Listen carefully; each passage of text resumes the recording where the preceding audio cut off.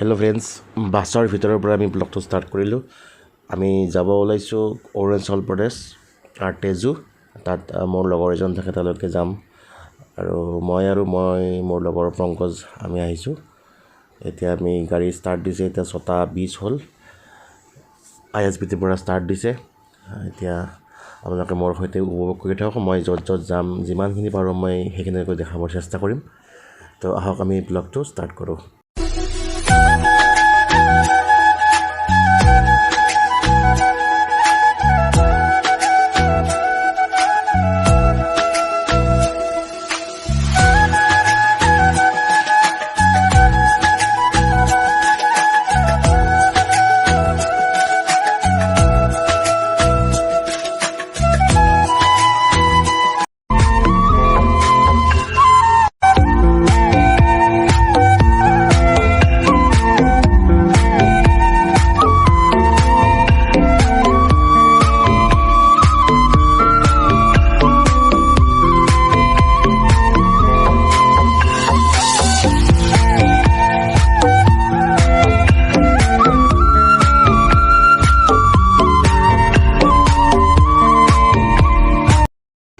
আমি এইখন বাছত আহিছিলোঁ আৰু ইয়াত ৰখিছে। এয়া হোটেল ৰাজদোৱা, আমনিত আছে, নগাঁও আমনি। ইয়াতে ভাত খাব ৰখিছে। এতিয়া বৰ্তমান 10:30 হ'ল। এতিয়া 25 মিনিট ৰখিব, তাৰপিছত আমি আকৌ ৰাওনা হ'ম।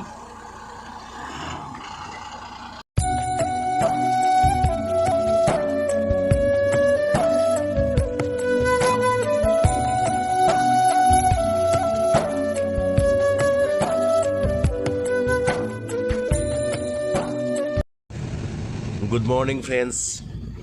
ৰাতি আমি ভাত খাই তাৰপিছত অকণমান শুলোঁ। বেছি টোপনি মাৰিব নোৱাৰিলোঁ, কাৰণ অকণমান বহুত জাম্পিং হয়, হঠাৎ সাৰ পাই যাওঁ এনেকুৱা, আৰু ৰাস্তাও বেয়া আছিলে। তো এতিয়া আমি পালোঁ ডিব্ৰুগড়। এয়া আস্থা হস্পিটেল ডিব্ৰুগড়। এতিয়া ডিব্ৰুগড় পালোঁ। ডিব্ৰুগড়ৰ পিছত আমি এতিয়া তিনিচুকীয়াত অকণমান গাড়ীখন ৰখাব বুলি কৈছে। তাত অকণমান ফ্ৰেছ হ'ব লাগিব। তাৰপিছত শুনিছোঁ হেনো অৰুণাচল প্ৰদেশ আমাৰ য'ত যাম আমি, তেজু নাপাওঁতে 30 কিলোমিটাৰ আগত ৰখাই দিব, আৰু তাৰ পৰা নাযায় বাছ। ব্ৰিজ এখন ভাঙি আছে, আৰু তাৰ পৰা এখন সৰু গাড়ীত পঠাই দিব। এইখন ডিব্ৰুগড় ঈদগাহ ময়দান।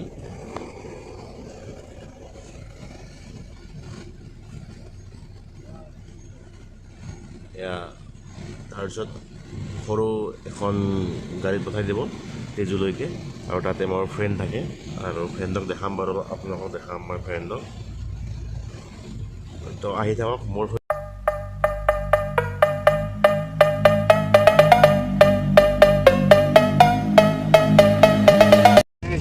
হেল্ল' ফ্ৰেণ্ডছ, আমি অৰুণাচল বৰ্ডাৰ সোমালোঁ। ইয়াতে গেট পাছ ল'ব লাগে। তাতে ল'লোঁ, এখন পাছ ল'লোঁ। লৈ পেলাই অকণমান 20 মিনিটমান ৰখাই দিলে বাছখন। তো আকৌ জাৰ্ণি আৰম্ভ কৰিলোঁ আমি। ইয়াৰ পৰা টেঙাবাৰী 1 ঘণ্টাৰ ৰাস্তা বুলি কৈছে। তাৰপিছত টেঙাবাৰীৰ পৰা আকৌ সৰু গাড়ী যাব, আমি য'লৈকে যাম, আমাৰ গন্তব্যস্থান তেজু। তো এয়া মোৰ লগৰ পংকজ আছে। পংকজ, কোৱা তোমাৰ ফিলিংছখিনি অকণমান শ্বেয়াৰ কৰা। তোমাৰ কেনেকুৱা? It's very good.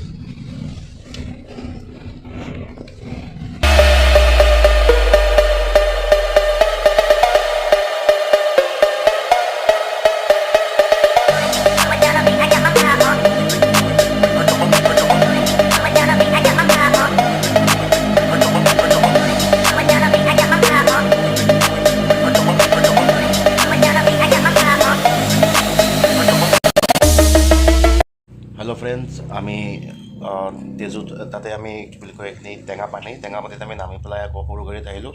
সৰু গাড়ীত আহি পেলাই মোৰ লগৰজনে আনিব গ'ল। এইটো মোৰ লগৰজনৰ ৰুম। ইয়াতে মই আহি জাষ্ট অকণমান ফ্ৰেছ হৈ পেলাই আপোনালোকৰ লগত ব্লগটো শেষ কৰিম বুলি মই ভাবিলোঁ। একচুৱেলি শেষ নকৰোঁ, কাৰণ আমি এতিয়া ওলাই যাম অকণমান গা ধুবৰ কাৰণে। তো গা ধুই পেলাই তাৰপিছতে মই ব্লগটো শেষ কৰি দিম। তো আপোনালোকে চাই থাকক, কণ্টিনিউ কৰি থাকক। হেল্ল' ফ্ৰেণ্ডছ, আমি আহিবলৈ য'ত আহিছিলোঁ, ইয়াতে কুলো নিজৰা আছে, একদম ঘন জংঘল। আমি বহুত জেগা এনেকৈ আহিছোঁ, অলপ দেখুৱাইছোঁ বাৰু। আৰু যাওঁতে অকণমান দেখুৱাই দিম। আমি এতিয়া ইয়াৰ তলত যাম, এনেকৈ ৰাস্তা আছে আগেৰে এনেকৈ গৈ আমি এতিয়া বাইক লৈ আহিছোঁ। এই তলত যাম, তলত গৈ আমি তাতে গা ধুম, আপোনালোক দেখাই আছোঁ, ঠিক আছে ব'লক। এয়া আমি নামি আহি আছোঁ তললৈকে, এই তাৰ পৰা নামি আহিছোঁ এনেকৈ।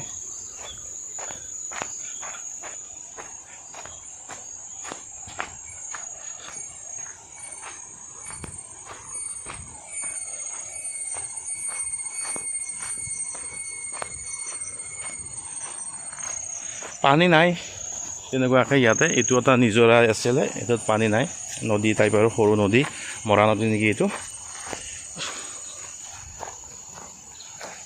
আৰু আগলৈকে যাম আমি, তাত এয়া পাহাৰ, ফুল্লি নেচাৰেল, অৰুণাচলখন ফুল্লি নেচাৰেল একদম।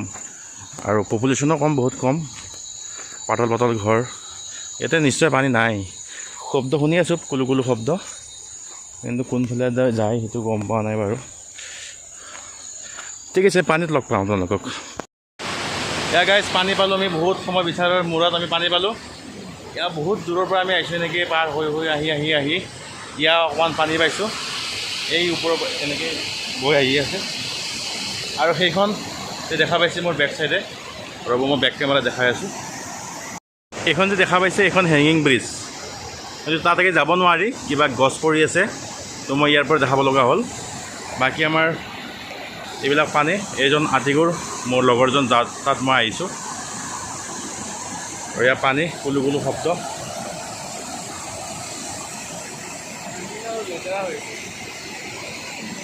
ক'ৰবাত বৰষুণ গৈছে চাগে, এইকাৰণে পানীটো অকণমান লেতেৰা হৈ আছে।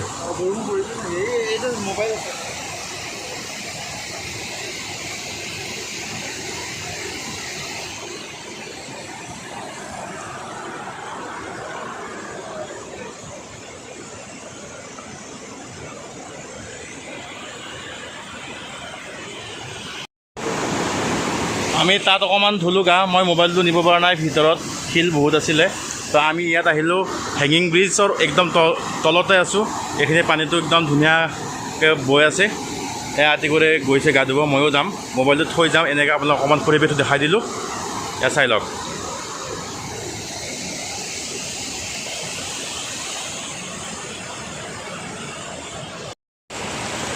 এয়া গাইজ আমি তাৰ পৰা গা ধুই আহি, ব্ৰিজ এখন আছে ইয়াতে, ব্ৰিজৰ তলত আমি এনেকৈ বহি আছোঁ গোটেইখিনিয়ে, আৰু পাপৰ খাই আছোঁ।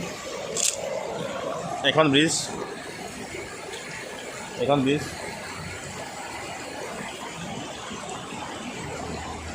আৰু ব্ৰিজখনৰ তলতে এনেকৈ আছে।